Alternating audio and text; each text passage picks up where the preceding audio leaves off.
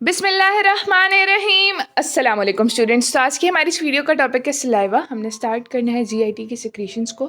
तो सबसे पहले हम देख रहे हैं सलाइवा को। ठीक है, सलाइवा क्या है, सलाइवा के फंक्शंस क्या है, कॉम्पोजिशन क्या है, उसमें जो डिफरेंट उसके कॉन्स्टिट्यूएंट्स हैं उनके क्या फंक्शंस हैं, and the disorders related to salivary secretions which are included in our SLOs। हम डिस्कस करेंगे इस सब चीज़ों को। ठीक है, तो सलाइवा क्या है? It is a watery secretion secreted by our salivary glands of course which are compound एक्ने type of glands into mouth through ducts by small openings. ठीक है, कौन कौन से ग्लैंड्स हैं हमारे पास? जो मेजर ग्लैंड्स हैं वो कौन कौन से हैं? Submandibular, parotid and sublingual. ठीक है, submandibular, parotid and sublingual. And submandibular इसमें से भी मेजर है। 70 to 85% of the secretions are secreted by submandibular gland. ठीक है, और उसके बाद हमारे पास न्यूमरस बकल ग्लैंड्स भी होते हैं, ये भी सलाइवा सिक्रीट करते हैं। क्वांटिटी कितनी होती है? 800 to 1500 ml पर डे।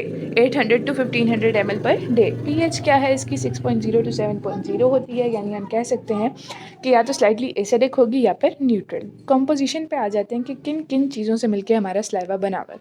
ठीक है, तो इसमें वाटर है, प्रोटीन्स हैं, प्रोटीन्स में फर्दर हमारे पास एंजाइम्स हैं, इम्यूनोग्लोबुलिन्स हैं, ठीक है, फिर म्यूसिन और आइंस हैं। अब इन सब के फंक्शंस को देखते हैं। तो वाटर क्या है? वाटर है, ये क्या करेगा? ऑफ कोर्स लुब्रिकेशन करेगा, क्लिनजिंग एक्शन प्रोवाइड करेगा हमारे जो इसी वजह से ये डेंटल केरीज के लिए भी जो है सलाइवा इंपॉर्टेंट होता है। वाटर की वजह से भी और मुख्तलिफ और भी रीजंस हैं, लेकिन water is also one of the reason, क्योंकि ये हमारी पूरे माउथ को ही क्लिनज करता है। ठीक है, सलाइवा के थ्रू। और उसके बाद ऑफ कोर्स वो सलाइवा तो हम इनगल्फ कर लेते हैं और वो हमारे स्टमक में चला जाता है। और अगर स्टमक इरिटेबिलिटी हो रही हो तो भी स्लिवरी सिक्रीशन ज़्यादा हो जाती हैं, और जब हम उस सलाइवा को इनगल्फ करते हैं या स्टमक में लेके जाते हैं तो वो उस स्टमक इरिटेबिलिटी को भी कम करता है through it's anti microbial action. ठीक है, अंडरलाइंग कॉज को वो अ, देखता है और मतलब उसको भी ट्रीट करने में काम आ सकता है। ठीक है, उसको मैनेज करने में। ठीक है, इसके बाद आ जाते हैं क्लिनजिंग हो गई, preparation of food for swelling. Of course bolus बनना है तो ये जो हमारे पास सॉलिड फूड है उसको सेमी सॉलिड मैस में कन्वर्ट कर देती है, जिसको हम बोलस कहते हैं, और फिर उसकी ट्रांसपोर्ट ईजी हो जाती है सेमी सॉलिड मैस की। ठीक है, इसके बाद टेस्ट में हेल्प करता है, फोनेशन में। इसके बाद आ जाते हैं प्रोटीन्स पे। प्रोटीन्स हमारे पास बफर करती हैं और डाइजेशन में भी हेल्प करती हैं। डाइजेशन में कैसे हेल्प करती हैं? एंजाइम्स हैं, ऑफ कोर्स वो प्रोटीन्स हैं। तो हमारे पास लिंगुअल लाइपेज है विच डाइजेस्ट फैट। इसमें दो ही इंपॉर्टेंट एंजाइम्स हैं हमारे सलाइवा में, which is the lingual lipase and the amylase. Lingual lipase of course will digest fat and amylase digest starch.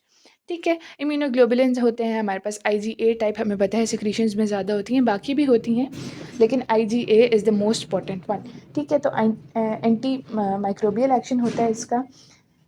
इसके बाद आ जाते हैं म्यूसिन पे। म्यूसिन लुब्रिकेशन प्रोवाइड करता है, एंटी माइक्रोबियल एक्टिविटी है इसकी भी, और इंटेग्रिटी ऑफ म्यूकोजा को मेंटेन करता है। आइंस कौन कौन से हैं हमारे पास? आइंस इसमें बाइकार्बोनेट आइंस और पोटेशियम आइंस ज़्यादा होते हैं, और सोडियम और क्लोराइड आइंस कम होते हैं। ठीक है, बल्कि जो पोटेशियम आइंस हैं वो 30 मिली इक्विवेलेंट्स पर लीटर के हिसाब से होते हैं, जो हमारे ब्लड में या प्लाज्मा में सिक्रीशन जो क्वांटिटी है या कंसंट्रेशन है उससे काफ़ी ज़्यादा होते हैं। ठीक है, इसके बाद आ जाते हैं इसके फंक्शंस पे। फंक्शंस क्या क्या हैं? Taste and digestion. ठीक है, इसके बाद एंटीवायरल, फंगल, सब कुछ, मतलब जो भी हमारे पास लाइन ऑफ डिफेंस के तौर पर कह सकते हैं कि ये एक्ट कर रहा है हमारा सलाइवा। ठीक है, maintains tooth integrity by managing dental caries. ठीक है, और इसके अलावा involve in reducing stomach irritation, जैसा कि मैंने पहले बताया, एंड बफरिंग एक्शन। वही जो उनके कॉन्स्टिट्यूएंट्स के फंक्शन हैं वही टोटल भी फंक्शन है। अब सिक्रीशन ऑफ सलाइवा कैसे होती है? ये हमारे पास ग्लैंड है, सिलिवरी ग्लैंड, ये इसके एसिनाए हैं। ठीक है, यहाँ से हमारे पास सिक्रीशन होती है और दो स्टेजेस में होती है। अभी हम इसके स्टेजेस को डिस्कस करते हैं। तो ये हमारे पास सिक्रीशन होगी और दो स्टेजेस में होगी। एक होगा first stage which involves acini.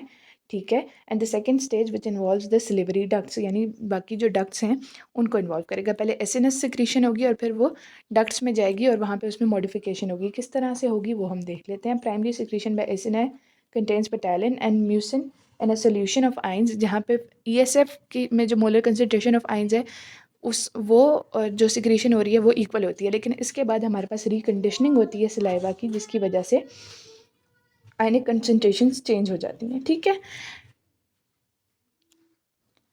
इसके बाद हम आ जाते हैं सेकंड स्टेज पे, जो डक्ट में होना है। ये हमारे पास डक्ट है और ये सेल्स हैं।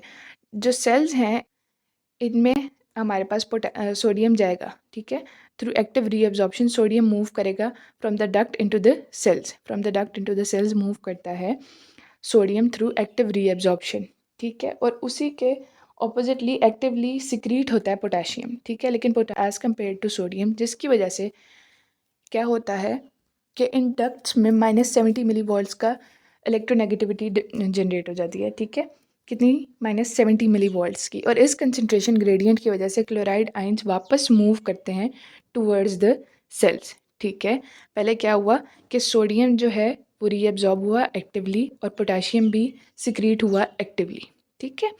लेकिन पोटेशियम जो है वो कम आ रहा है as compared to the sodium, जिसकी वजह से इलेक्ट्रोनेगेटिविटी जनरेट हो रही है। यानी जो आइंस आ रहे हैं वो कम हैं, लेकिन जो जा रहे हैं वो ज़्यादा हैं। तो ऑफकोर्स इलेक्ट्रोनेगेटिविटी जनरेट हो गई। पॉजिटिव आइंस जो आ रहे हैं वो कम है और पॉजिटिव आइंस जो जा रहे हैं वो ज़्यादा हैं, तो इलेक्ट्रोनेगेटिविटी जनरेट होगी, जिसकी वजह से chloride ions through their gradient move करेंगे और ये पैसिव होगी। ये वाली जो ट्रांसपोर्ट है जो क्लोराइड आइंस की हो रही है ये पैसिव होगी, ठीक है। और अब फिर इलेक्ट्रिकल नेगेटिविटी आपको पता है मेंटेन होनी है, तो क्लोराइड आइंस के इधर शिफ्ट की वजह से बाइकार्बोनेट आइंस डक्ट्स में मूव करेंगे, जिसकी वजह से जो हमारे पास सिक्रीशन इन द डक्ट थी उसमें पोटेशियम आइंस की सिक्रीशन कंसंट्रेशन और बाइकार्बोनेट आइंस की कंसंट्रेशन ज़्यादा होगी, ठीक है। इसके बाद हमारे पास नर्वस रेगुलेशन है, इसको थोड़ा सा देख लेते हैं कि टेस्ट एंड टैक्टाइल स्टिमुलाई की वजह से हमारे पास जो है parasympathetic stimulation taste and tactile stimuli की वजह से होती है, स्टिमुलस होता है इसका, और वो वाया फेशियल और ग्लॉसोफेरेंजियल नर्व्स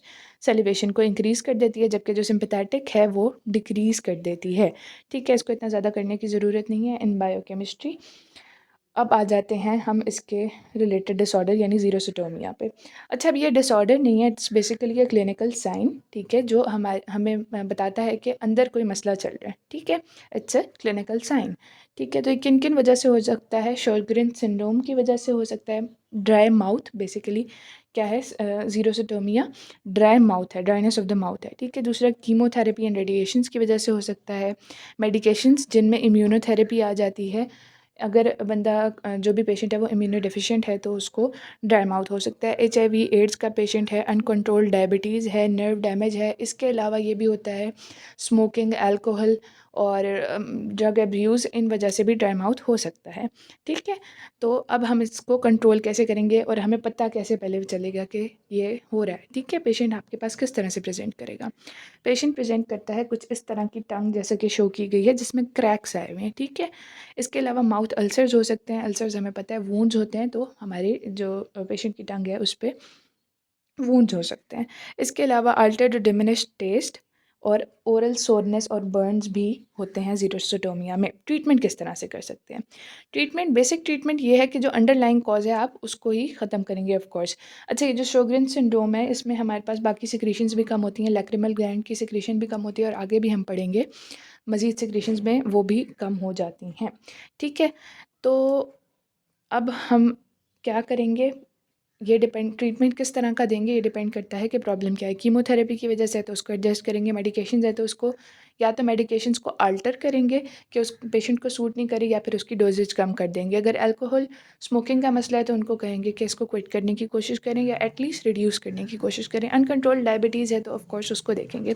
इसके अलावा क्या जनरल ट्रीटमेंट्स हो सकते हैं? ह्यूमिडिफायर्स यूज़ करेंगे, avoid alcohol and caffeine, saliva substitutes देंगे एंड चेंज और लोअर्ड मेडिकेशंस। इसके अलावा शुगर लेस कैंडीज़ और लजेंजेस दे सकते हैं। इससे क्या होगा कि मैंने पहले ही कहा कि टेस्ट एंड टैक्टाइल स्टिमुलाई जो है सलाइवा की सिक्रीशन का बायस बनते हैं। तो जब वो कोई भी जो पेशेंट है वो ये कैंडीज़ वगैरह लेगा तो सलाइवा की सिक्रीशन ज़्यादा होगी।